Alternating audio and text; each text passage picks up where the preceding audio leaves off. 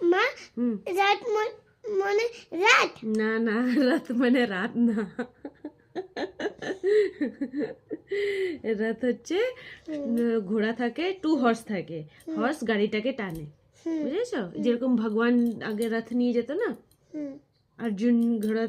নিয়ে গেছিল রথ নিয়ে গেছিল লড়াই করার জন্য বুঝতে পেরেছো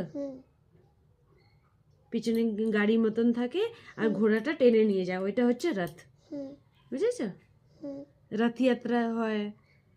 এখনই ফটো দেখাও ফটো দেখাবে এখনই আচ্ছা ঠিক আছে তো আগে বলো এটা রথ পর চড় রাত পর চল মানে রথের উপরে চড়ো